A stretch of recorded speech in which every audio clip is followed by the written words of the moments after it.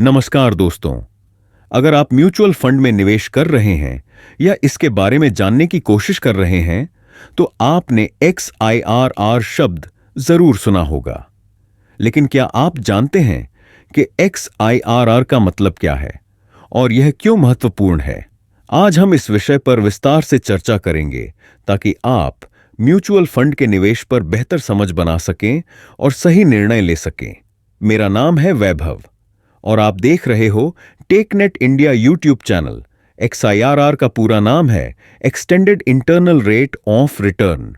यह mutual fund में आपके निवेश की वास्तविक रिटर्न दर को दर्शाता है।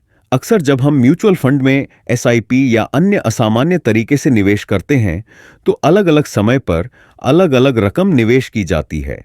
ऐसे में यह समझना थोड़ा मुश्किल हो जाता है कि कुल मिलाकर हमने कितना रिटर्न कमाया। यहीं पर XIRR आपकी मदद करता है।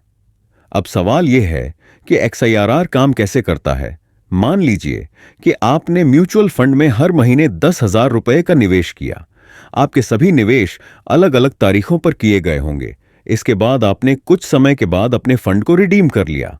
अब यह जानना चाहते हैं कि आपने अपने निवेश पर कुल कितना प्रतिशत रिटर्न कमाया। XIRR इन सभी निवेश तारीखों और अंतिम रिडेम्पशन अमाउंट को ध्यान में रखकर आपको एक सटीक रिटर्न प्रतिशत देता है। XIRR की गणना करना तकनीकी हो सकता है, लेकिन यह बेहद उपयोगी है। इसे समझने के लिए आपको यह जानना होगा कि यह आपके निवेश के कैश फ्लो यानी पैसे की इनफ्लो और आउटफ्लो और उनकी तारीखों के आधार पर काम करता है। इसमें यह देखा जाता है कि आपके निवेश पर वास्तविक लाभ या हानि क्या है। यह SIP निवेश के लिए खास तौर पर उपयोगी है, क्योंकि SIP में हर महीने अलग अलग समय पर पैसा लगाया जाता है और यह पैसा अलग अलग समय पर बाजार के हिसाब से बढ़ता या घटता है। XIRR के महत्व को समझने के लिए एक उदाहरण पर विचार करते हैं। मान लीजिए आपने पिछले 3 साल में म्यूचुअल फंड में 1 लाख रुपए का निवेश किया। इस दौरान बाजार ने कई उतार चढ़ाव देखे और आपका फंड 3 साल बाद 1,50,000 रुपए हो गया। XIRR आपको यह समझने में मदद करेगा कि इन 3 सालों में आपके निवेश पर सालाना औसत रिटर्न कितना था। यह CGR, compound annual growth rate, से ज्यादा सटीक होता है, क्योंकि यह सभी कैश फ्लो को ध्यान में रखता है। लेकिन क्या XIRR केवल SIP निवेश के लिए उपयोगी है? नहीं, XIRR केवल SIP तक सीमित नहीं है। यह उन सभी स्थितियों के लिए उपयोगी है जहां पैसा अलग अलग समय पर निवेश और निकाला गया हो।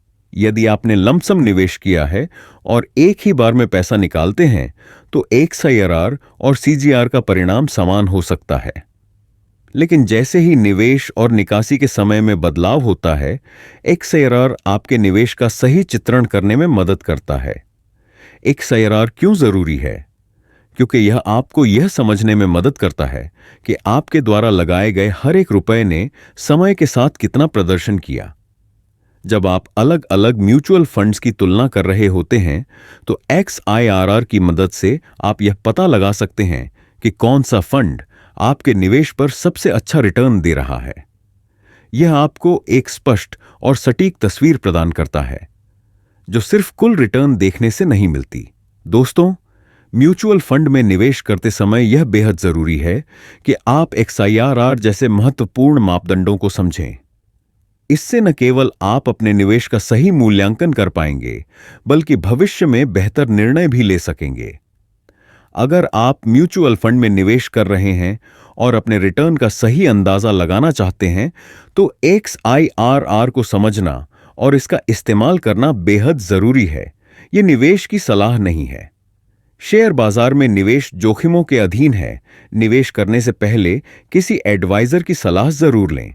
आशा करता हूं कि इस जानकारी ने आपके लिए XIRR को थोड़ा और स्पष्ट कर दिया होगा।